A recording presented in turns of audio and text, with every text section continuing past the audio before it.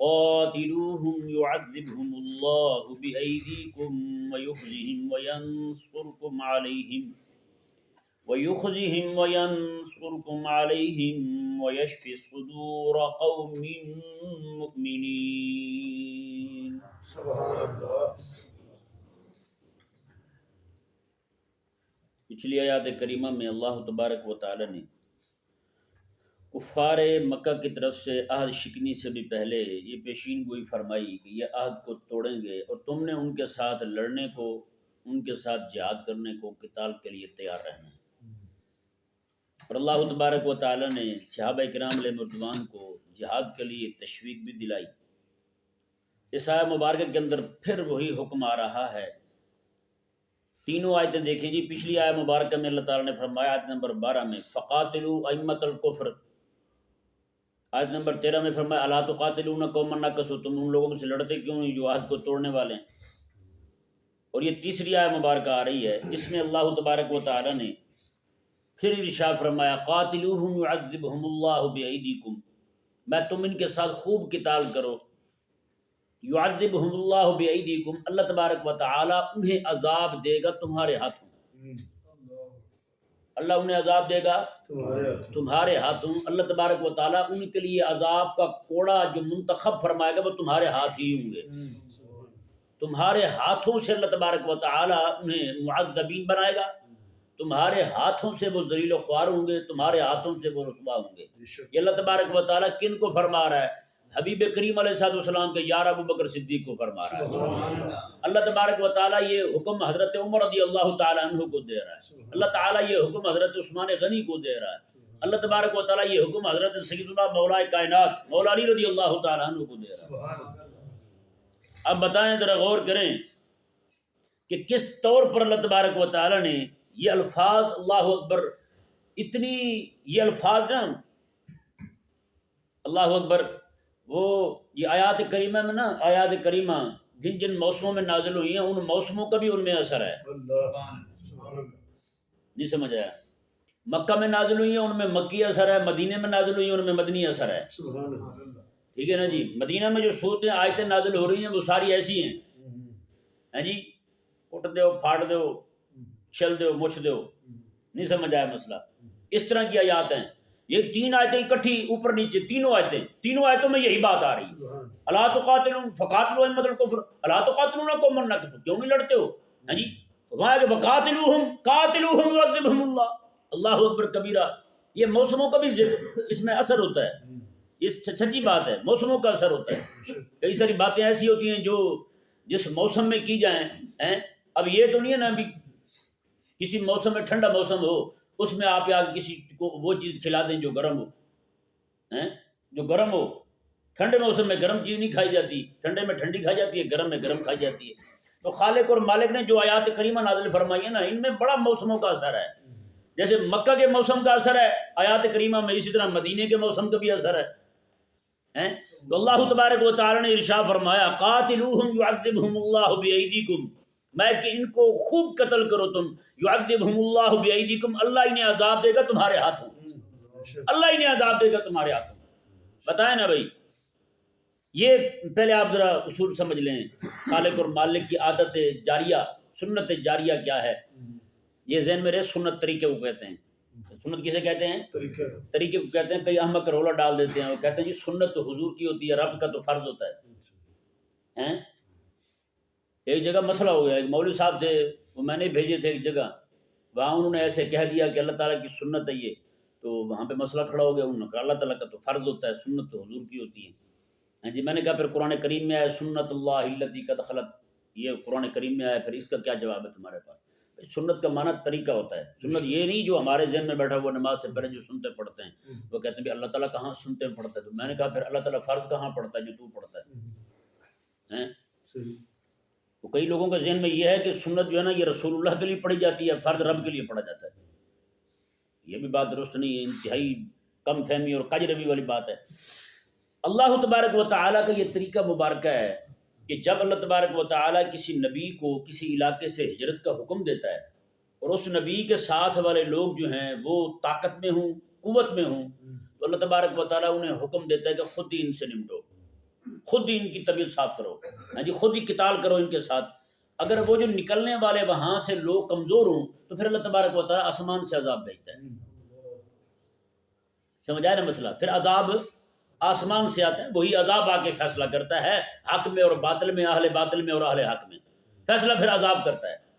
جیسے آپ حضرات انبیاء کرام علیہ السلام کی امتوں پر آنے والے عذاب بات کا آپ ذکر سن چکے ہیں، کیسے کیسے اللہ تبارک و تعالیٰ نے صالح علیہ السلام کو فرمایا آپ اور آپ کے ماننے والے یہاں سے نکل جائیں، نوح علیہ السلام کو فرمایا آپ اور آپ کے ماننے والے یہاں سے کشتی پر سوار ہو جائیں، ہاں جی، پھر ان پر عذاب آئے گا۔ صالح علیہ السلام کو یہی کہا، ہود علیہ السلام کو یہی کہا، سارے انبیاء جن کے قوموں پر عذاب آئے نا، اللہ تبارک و تعالیٰ ان کو یہی فرماتا تھا آپ اور آپ کے ماننے والے یہاں سے سیٹ ہو جائیں، ہیں جی، اپنے گھر والوں کو، اپنے رشتہ داروں کو، اپنے ماننے والوں کو یہاں سے نکال لیں، پھر ان پر عذاب آئے گا۔ اور رب تبارک و تعالیٰ یہ بھی فرماتا تھا جب یہاں سے نکلنے لگے نا پیچھے نہیں دیکھنا آپ نے، ہاں، یہ نہ ہو کہ کہیں ان پر عذاب آئے پھر آپ کے دل میں رحم آ جائے، آپ ان کے لیے دعا کے لیے ہاتھ اٹھا دیں، نہ نہ نہ، پھر عذاب آنا ہے اور عذاب ان کو رگڑ کے رکھ دے گا، آپ نے پیچھے نہیں دیکھنا ہے۔ اللہ اکبر کبیرہ۔ اس سے کیا ثابت ہوتا ہے یار؟ ایک بات سے یہاں سے ایک بات بڑی لطیف ثابت ہوتی ہے کہ جن پر عذاب آنے لگے ان کی طرف دیکھنا جائز نہیں ہے، تو جو قومیں بندر اور خنزیر بن چکی ہوں ان کی طرف دیکھنا کیسے جائز ہے؟ یہودی تو بندر اور خنزیر بن چکے ہیں نا، ان کی طرف دیکھنا کیسے جائز ہوگا؟ بتائیں، جب ان کی طرف دیکھنا جائز نہیں ہے۔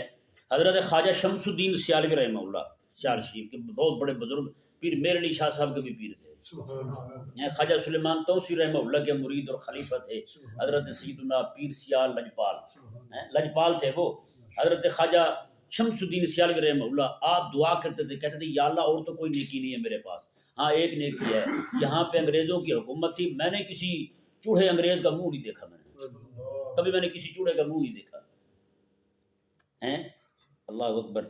ایک آپ کا اور ملفوظ ہے، اللہ، ہمارے بزرگ صوفیہ بڑے غیرت والے تھے، آج کل کے صوفی تھوڑے تھے، آج کل کے تو نیم صوفی ہیں، پورے کوفی ہیں۔ حضرت خواجہ شمس الدین سیالوی رحمہ اللہ آپ کے خادم میں وہ بیان کرتے ہیں، سرائکی سمجھ آتی تھوڑی بہتی ہیں؟ چلو سنیں پھر۔ حضرت خواجہ شمس الدین سیالوی رحمہ اللہ، برطانیہ نے حملہ کر دیا افغانستان پر، برطانیہ نے حملہ کیا افغانستان پر، کسی نے آپ کو اطلاع نہیں دی، رات کے وقت آپ کو اللہ تعالیٰ کی طرف سے دل میں ڈالا گیا کہ افغانستان پر برطانیہ والے حملہ کر رہے ہیں، تو خادم آپ کو کہتے ہیں کہ ساری رات آپ پریشانی کے عالم میں چکر لگاتے رہے، اس طرح سوئے نہیں، آپ سوئے نہیں، امتی یہ ہوتا ہے، سوئے نہیں آپ، حضرت خواجہ شمس الدین سیالوی رحمہ اللہ۔ اور آپ پتہ کیا فرماتے تھے؟ اس وقت ان کی ملکہ برطانیہ عورت تھی ان کی، وکٹوریہ پتہ نہیں کیا نام تھا اس کا، اس نے حملے کا آرڈر جاری کیا تھا وہاں سے، اور ان کی فوجیں یہاں پہنچ گئی حملے کے لیے افغانستان پر۔ تو خواجہ شمس الدین سیالوی رحمہ اللہ نے پتہ کیا فرمایا؟ آپ اس طرح چکر بھی لگا رہے ہیں اور پریشانی کے عالم میں گھوم بھی رہے ہیں، اور یہ ساتھ ساتھ یہ بھی کہہ رہے ہیں، کہتے ہیں جد پٹھان تلوار چیسی تو رن لندن گھگرے پئی متریسی۔ نہیں سمجھ آیا؟ یہ ہمارے بزرگ تھے۔ آج کہہ دیں مولوی صاحب ہوئے ہو اتنی گندی بات، توبہ توبہ۔ میں نے کہا خدا کا خوف کر، تیری غیرت کا لیول میں جانتا ہوں، اور بیٹی کے ساتھ بیٹھ کے ٹی وی پہ فلمیں دیکھنے والا بندہ، اس کو بھی غیرت آ جائے ایسی باتیں سننے پر؟ آپ نے یہ غیرت ایمانی کا اظہار ہے۔ اب میں جد پٹھان پتر تلوار چیسی تے لندن وچ رن گھگرے پئی متریسی، میں اس کا پیشاب نکل جائے گا وہاں پہ جب پٹھان تلوار اٹھائے گا تو۔ ارے وہی ہوا، ذلیل ہوئے سارے، آج تک فتح کرنے کو تلے ہوئے سارے کے سارے، جو بھی آئے ذلیل ہو کے واپس گئے۔ یہ بس بندہ اسلام کے ساتھ مخلص ہو جائے یار، سمجھ آیا نا؟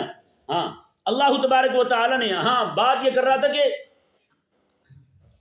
جب کسی قوم کو اللہ تبارک و تعالی وہاں سے نکلنے کا حکم دے کسی نبی کو، تو ان کی قوم کمزور ہو تو اللہ تبارک و تعالی آسمان سے عذاب بھیجتا ہے جی، اور جب ایسی قوم ہو کہ وہ بدلہ لے سکتی ہو تو اللہ تبارک و تعالی عذاب نہیں بھیجتا۔ رب تبارک و تعالی فرماتا ہے تم نے خود نمٹنا ہے، اور خود نمٹنے میں دو فائدے ہیں۔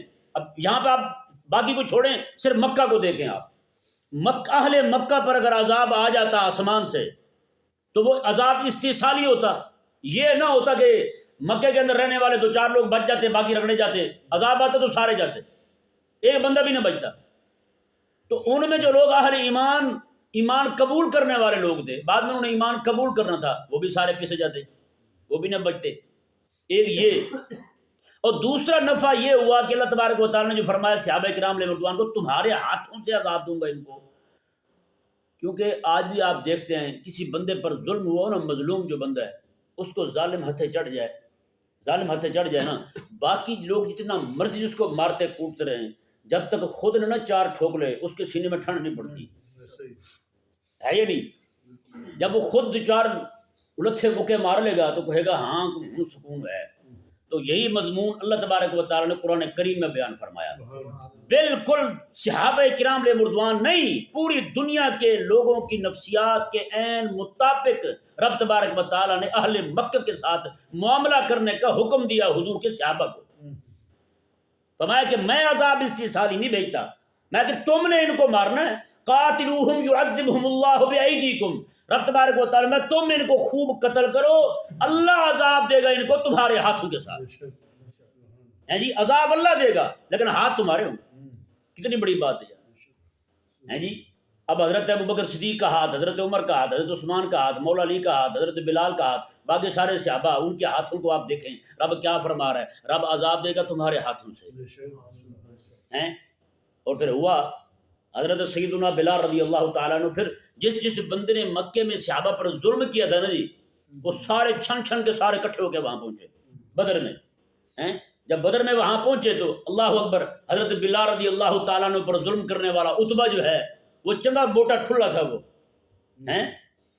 گھگا جسے کہتے ہیں، چنگا بھلا گھگا تھا. وہ جیسے بھاگا نا، حضرت بلال رضی اللہ تعالیٰ عنہ کی نظر پڑی، حضرت بلال رضی اللہ تعالیٰ عنہ پیچھے بھاگے، تلوار آپ کے ہاتھ میں، نیزہ آپ نے پکڑا ہوا ہے اور آپ بھاگتے ہوئے کہہ رہے ہیں، کہتے ہیں خدا کی قسم اگر آج یہ عتبہ بھاگ جاتا ہے بلال نہیں بچے گا، بلال نہیں بچے گا. اللہ اکبر. رب تبارک و تعالیٰ نے پھر کیسے ٹھنڈا کیا. وہی حضرت سیدنا بلال رضی اللہ عنہ پر ظلم کرنے والا عتبہ جو ہے حضرت بلال کے ہاتھوں قتل ہو رہا ہے. وہی جناب ابو جہل، جس بندے نے نعوذ باللہ حضرت سیدنا عبداللہ بن مسعود رضی اللہ تعالیٰ عنہ کو سورہ رحمان شریف کی تلاوت کرنے پر تھپڑ مار کر آپ کا کان چیرا تھا، کان پھاڑ دیا تھا اس نے حضرت عبداللہ بن مسعود رضی اللہ تعالیٰ عنہ کا. حضرت عبداللہ بن مسعود رضی اللہ تعالیٰ عنہ خود اس کا گلا کاٹ رہے ہیں، اس کا گلا حضرت عبداللہ بن مسعود نے کاٹا ہے، اور اس کے اوپر کھڑے ہو گئے اور کہنے لگا ابو جہل، اس نے کہا مجھے مارنے کے لیے کوئی نامی گرامی بندہ نہیں تھا، کوئی چودھری نواب چیمہ چٹھا نہیں بچا تھا جو مجھے مارتا، یہ بکریوں کا چڑھاہا بچا تھا مجھے مارنے کے لیے، اتنا بڑا پھنیر بندہ ہوتا. اللہ اکبر کبیرہ. تو پھر کیا ہوا جی، یہاں پہ بڑی لطیف بات ہے. حضرت سیدنا عبداللہ بن مسعود رضی اللہ تعالیٰ عنہ کمزور جسم کے تھے. ایک بار ٹہنی پہ چڑھے نا، درخت پہ چڑھے تو ہوا سے ان کی پنڈلی جو ہے نا وہ ننگی ہو گئی، تو بالکل بریک بریک پنڈلیاں آپ کی. صحابہ دیکھ کے مسکرائے، انہوں نے کہا بالکل چھوٹی چھوٹی پنڈلیاں ہیں ان کی. تو کریم آقا علیہ السلام نے فرمایا کہ تم نے صرف ظاہر پر نگاہ ڈالی ہے، میں تمہیں کیا پتا، ایک فرمایا کہ ترازو کے ایک پلڑے میں احد پہاڑ پورا رکھا جائے، دوسرے پلڑے میں میرے عبداللہ کا پاؤں رکھا جائے، یہ بھاری ہے، یہ بھاری ہے. اللہ اکبر. غلاموں کی شان پھر حضور بیان کرے کمال. اللہ اکبر. وہ حضرت عبداللہ بن مسعود رضی اللہ تعالیٰ عنہ، میرا تو دل کہتا ہے کہ کمزور پیدا اس لیے کیے گئے تھے کہ اپنے دشمن سے بدلہ پھر لیں. جی آپ حضرت عبداللہ بن مسعود رضی اللہ تعالیٰ نے گردن کاٹی اور اتنا بڑا سر تھا ابو جہل کا. کئی بار کہتے ہیں نا کسی کو اس کا سر ابو جہل جیسا ہے، تو ابو جہل کا سر کوئی چھوٹا نہیں تھا، بلان سر تھا اس کا، تو بڑا سر تھا اس کا. تو حضرت عبداللہ بن مسعود رضی اللہ تعالیٰ نے اس کے ناک کو چیر کے نا اس میں آپ نے رسی ڈالی، اس طرح گھسیٹ کے لائے. کہتے اتنے کمزور تھے اس کو اٹھا نہیں سکتے تھے، اس کو گھسیٹ کے لائے. ماتے اللہ تبارک و تعالیٰ نے پیدا ان کو کمزور اس لیے کیا تھا تاکہ اس دن ابو جہل جو اس امت کا فرعون ہے اس کتے کی ذلت کا دن بن جائے، تاکہ عبداللہ جو ہے اسے اٹھا نہ سکے، گھسیٹ کے لائے. کیا پھر وہی لوگ جن لوگوں نے ظلم کیا تھا اللہ تبارک و تعالیٰ نے ان کے لیے عذاب بنایا، انہی لوگوں کے ہاتھوں سے عذاب دیا اللہ تبارک و تعالیٰ نے ظالموں کے لیے. وہی لوگ جو انہوں نے پھر ظلم کا بدلہ لیا ان سے. اللہ تبارک و تعالیٰ نے کیا ارشاد فرمایا جی، یہ دیکھیں آگے. ایسے ایسے الفاظ ہیں قسم خدا کی. فرمایا رب تبارک و تعالیٰ نے وَيُخْزِهِمْ، اللہ انہیں ذلیل کرے گا، اللہ انہیں ذلیل کرے گا، رسوا کرے گا. کن کے ہاتھوں؟ تمہارے ہاتھوں سے. ذلیل ہوئے نہیں ہوئے ہیں؟ اللہ اکبر. وہ جو مر گئے تھے، جو بچ گئے تھے وہ بھی کہتے کاش ہم بھی مر جاتے وہاں پہ. یہ ذلت نہ دیکھتے ہم، ہار کے آئے بیٹھے ہیں ہم جنگ، اور وہ بھی تھوڑے لوگوں کے ہاتھوں. کس طرف؟ ایک طرف 1000 سے زائد لوگوں اور ایک طرف 313 لوگوں. اور فتح یاب وہ ہو جائیں جن کے پاس تلواریں ہی 9-10 ہوں، جن کے پاس سواریاں ہی پوری نہ ہوں، جن کے پاس کھانے کو روٹی ہی نہ ہو، فتح یاب وہ ہو جائیں۔ اللہ اکبر۔ اللہ تبارک و تعالیٰ نے ارشاد فرمایا وَيَنْصُرْكُمْ عَلَيْهِمْ، اور اللہ تبارک و تعالیٰ تمہاری مدد کرے گا ان کے خلاف، اللہ تعالیٰ تمہاری مدد کرے گا ان کے خلاف۔ اور آگے فرمایا اللہ اکبر، یہ الفاظ دیکھیں یار، اللہ تبارک و تعالیٰ صحابہ کرام کے دلوں کی کیفیت کو جاننے والا تھا، اور اللہ نے ارشاد وَيَشْفِ صُدُورَ قَوْمٍ مُؤْمِنِينَ، اور اللہ تبارک و تعالیٰ مومنوں کے دلوں کو ٹھنڈا ٹھار کر دے گا، مومنوں کے دلوں کو شفا یاب کر دے گا، سینے ٹھنڈے کر دے گا رب تبارک و تعالیٰ۔ کیوں؟ وَيُذْهِبْ غَيْظَ قُلُوبِهِمْ، میں کیونکہ ان کے دلوں کے اندر جو غصہ ہے صحابہ کرام علیہ رضوان کے دلوں میں غصہ ہے، جو جلال ہے، جو غضب ہے، جو غیظ ہے صحابہ کرام علیہ رضوان کے دلوں میں، رب تبارک و تعالیٰ نے فرمایا رب تبارک و تعالیٰ جو ہے اس غصے کو لے جائے گا، اسے دور کر کے سینہ ٹھنڈا ٹھار کر دے گا۔ اللہ اکبر کبیرہ، اندازہ لگائے نا یار، مطلب یہ ہے کہ صحابہ کرام علیہ رضوان نے ظلم برداشت کیے، وہاں سے آنے کے بعد بھی جی ان کے سینے ٹھنڈے نہیں ہوئے۔ اللہ فرماتا ہے میں ٹھنڈا کروں گا تمہارے سینوں کو، لاؤں گا جمع کر کے سب کو بدر میں، سارے مرواؤں گا تمہارے ہاتھوں سے، پھر سینے تمہارے ٹھنڈے کر دوں گا۔ یار آج ہماری جو اس وقت قوم موجود ہے، ان کے دلوں میں جلن کیوں نہیں ہے؟ اپنے مسلمان بھائیوں کو جلتا دیکھ کر، اپنے مسلمان بھائیوں کا ان کا قتل دیکھ کر جی پوری دنیا کے اندر کفار جمع ہو چکے ہیں، کافر جو ہیں اہل اسلام پر حملہ آور ہو چکے ہیں، لیکن ہمارے دلوں میں جلن کیوں نہیں؟ ہمارے دلوں کے اندر غیرت کیوں نہیں؟ اللہ اکبر۔ یہ آیت مبارکہ جو ہے نا، ان آیات مبارکہ کے تحت امام قرطبی رحمہ اللہ ارشاد فرماتے ہیں کہ معاملہ یہ ہوا کہ بنو بکر اور بنو خزاعہ، آپ سن رہے ہیں پچھلے دنوں سے، بنو بکر جو ہے ان کے ایک بندے نے رسول اللہ علیہ السلام کی گستاخی کی، بنو خزاعہ کا بندہ جو ہے نا وہ کہنے لگا خبردار اب تو نے دوبارہ کی تیرا منہ توڑ دوں گا، اس نے دوبارہ بکواس کی، حضور کی گستاخی کی۔ بنو خزاعہ کا بندہ جو ہے اس نے جناب پتھر اٹھایا، اس کا واقعی منہ توڑ دیا، منہ توڑ دیا، اس کا منہ ٹوٹا تو کچھ بھی نہیں بچا اس کا۔ انہوں نے پھر ان کے بندے قتل کیے، بنو خزاعہ کے کئی سارے بندے شہید کر دیے۔ جب ان کے بندے قتل ہوئے تو ان کے لوگ جو ہیں مدینے آتے ہیں، مدینے آ کے آقا علیہ السلام کی بارگاہ میں عرض کرتے ہیں یا رسول اللہ یہ معاملہ ہوا ہے، انہوں نے آپ کی بے ادبی کیا، ہم نے برداشت نہیں کی، ہمارے بندے نے ان کا ایک بندہ مارا، انہوں نے پکڑ کے ہمارے کئی بندے شہید کر دیے۔ اللہ اکبر۔ حضور جلال میں اتنا غصہ چڑھا آقا علیہ السلام کو، آقا علیہ السلام گھر تشریف لے گئے حضرت میمونہ پاک کے، انہیں حضور اپنی قمیض مبارکہ اتار دی، حضور نے آقا علیہ السلام نے فرمایا کہ میرے اوپر پانی اونڈے لو، حضور نہانے لگے۔ ہم نے بیان ہی نہیں کیا یار، آقا علیہ السلام نہانے لگے، اتنا جلال تھا آقا علیہ السلام کو، حضور نہانے لگے، جیسے پانی بہا رہی تھی حضرت ام المومنین سیدہ کائنات حضرت میمونہ رضی اللہ تعالیٰ عنہ، آقا علیہ السلام آپ خود فرماتی ہیں حضور ساتھ ساتھ یہ بھی کہہ رہے تھے، یہ الفاظ دیکھیں حضور ساتھ ساتھ یہ فرما رہے تھے میں کہ اگر میں نے ان کی مدد نہ کی جنہوں نے میری ناموس پر پہرا دیا ہے، حضور فرماتے ہیں پھر میری مدد بھی نہیں ہوگی، میری مدد بھی کوئی نہیں کرے گا۔ یہ الفاظ ہیں حضور کے۔ یہ جو ہم کہتے ہیں نا کہ جو حضور کے ختم نبوت پر پہرا دیتا ہے، حضور کی ناموس پر پہرا دیتا ہے، اس کی کمر پر حضور کا ہاتھ ہوتا ہے، یہ بات اسی حدیث سے ماخوذ ہے۔ حضور فرما رہے ہیں فرمایا کہ اگر میں نے مدد نہیں کی تو میری مدد بھی نہیں ہوگی۔ اس کے بعد پھر آقا علیہ السلام جلال میں آ گئے، آقا علیہ السلام میں کبھی خروج کرو، روانہ ہو، تیاری کرو سارے، پھر آقا علیہ السلام صحابہ کو لے کر روانہ ہوئے وہاں، پھر اللہ تبارک و تعالیٰ نے مکہ کی فتح عطا فرمائی۔ مکہ کی فتح کے پیچھے بھی یہ ناموس رسالت کا پہرا ہے، اور ناموس رسالت کے پہرے داروں پر جب حملہ ہوا، کافروں نے حملہ کیا تو آقا علیہ السلام بدلہ لینے کے لیے بذات خود میدان میں تشریف لائے۔ تو بھائی کھڑے تو ہوں، تھوڑا اپنے ٹانگوں میں ذرا مضبوطی تو لائیں۔ کریم آقا علیہ السلام کا طریقہ مبارکہ تھا، جب کوئی آقا علیہ السلام کو للکارتے نا، آقا علیہ السلام ان کو جواب دینے کے لیے اپنے ہاتھ میں تلوار اٹھا لیتے، قمیض اتار لیتے تھے حضور، بات اللہ ابھی ہوں دیکھ جانی۔ یہ آقا علیہ السلام قمیض اتار کے اعلان کر، یہ سنتے ہم نے میٹھے کھانے والی سنتے یاد کی ہوئی ساری، حلوے کھانے والی، مانڈے کھانے والی، فلانی فلانی سنتے، ساری سنتے کھانے والی، ساری سنتے میٹھے والی، اور یہ سنتے کب بیان کریں گے کہ میرے آقا صلی اللہ علیہ وسلم جب دشمن کے خلاف کھڑے ہوتے تو قمیض اتار کے ہاتھ میں تلوار پکڑ کے حضور اعلان کرتے تھے چل بھی میں آ رہا ہوں۔ یہ تو مجھے تو نہیں لگتا کہ ہم نے کبھی کتابوں میں یہ بیان بھی کی ہوں، جو ہاں یہ آپ 60-70 سال کے ہو گئے ہیں ماشاءاللہ، جی کسی نے سنی ہے آج تک یہ حدیث شریف؟ تو پھر کب سنیں؟ یہی تو وجہ بنی ہے نا، آج ہمارے ممبر بیچارے یتیم ہو گئے ہیں جی، ممبر پہ بولنے والے نہیں رہے، ممبر پہ بتانے والے نہیں رہے کہ کریم آقا علیہ السلام کا طریقہ مبارکہ کیا تھا. اب بتانا یہی حدیث پاکی اتنے جلال میں حضور آئے کہ حضرت ام المومنین کو فرمایا میرے اوپر پانی اٹھے لو. وہ پانی بہا رہی ہیں، حضور بار بار کہہ رہے ہیں کہ میری مدد، میں نے مدد نہ کی ان کی، پھر میری مدد نہیں. اتنا بڑا جملہ امام الانبیاء فرما رہے ہیں. آج جو حضور کے ناموس کے لیے کھڑا ہو جائے تو کہتے ہیں بڑا ہی پاگل ہے جی، بڑا ہی احمق ہے جی، یہ ہے وہ ہے، اس طرح کی باتیں کرتے ہیں. بڑا افلاطون بیٹھا ہوا یہاں پہ تو یہ خود اپنا پتہ نہیں ہے اور باتیں کرتا ہے. تو یہ رسول اللہ علیہ السلام کی سنت پہ تنقید ہے نا بھائی.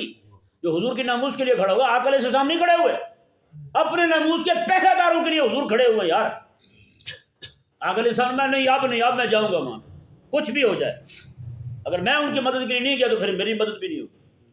اللہ اکبر کبیرہ. یعنی ایک طرح سے یہ تو آقا علیہ السلام کی طرف سے یعنی کہ بڑی تاکیدی بات لگتی ہے کہ آقا علیہ السلام اگر میں نے مدد نہ کی ناموس کے پہرے داروں کی پھر میری مدد بھی نہیں ہوگی. اس کا مطلب یہ ہے جو بھی حضور کے ناموس کا پہرے دار ہے اس کی پشت پہ رسول اللہ کا ہاتھ ضرور ہوتا ہے. ہاں، جو بھی اللہ تبارک و تعالیٰ کے دین کا پہرے دار ہے اس کی پشت پہ رسول اللہ کا ہاتھ ضرور ہوتا ہے. جو حضور کی ختم نبوت کا پہرے دار ہے اس کی پشت پہ اللہ تبارک و تعالیٰ رسول اللہ علیہ السلام کا ہاتھ ضرور ہوتا ہے.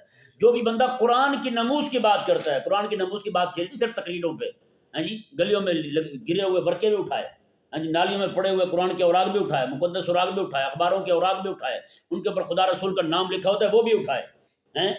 ایسا جو بھی بندہ جہاں کہیں بھی کسی بھی طرح سے کام کر رہا ہے دین کی غرض کے لیے، ہر اس بندے کی پشت پر رسول اللہ کا، یہ ذہن میں رہے.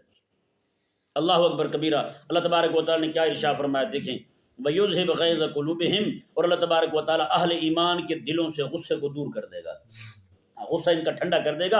وَيَتُوبُ اللَّهُ عَلَىٰ مَن يَشَاءُ، اور اللہ تبارک و تعالیٰ جسے چاہے گا اس کی توبہ بھی قبول فرمائے گا. یعنی وہ مکے والے لوگ جو ہیں صحابہ کے ذریعے ان کو مروا کے رب تبارک و تعالیٰ باقی جو بچیں گے اللہ تبارک و تعالیٰ ان کو ایمان کی توفیق دے گا. اور وہ ہوا، انہوں نے توبہ کی، اللہ تبارک و تعالیٰ نے توبہ قبول کی. وَيَتُوبُ اللَّهُ عَلَىٰ مَن يَشَاءُ، اللہ تبارک و تعالیٰ جسے چاہے گا اسے توبہ کی توفیق دے گا. جی اللہ تبارک و تعالیٰ فرما رہا ہے میں توبہ کی توفیق دوں گا، میں توبہ قبول کروں گا. صحابہ کرام علیہ رضوان جو مکہ میں رہنے والے تھے، پہلے ان کے جنگی معاملات رہے لیکن بعد میں انہوں نے توبہ کی، رب نے توبہ قبول کی.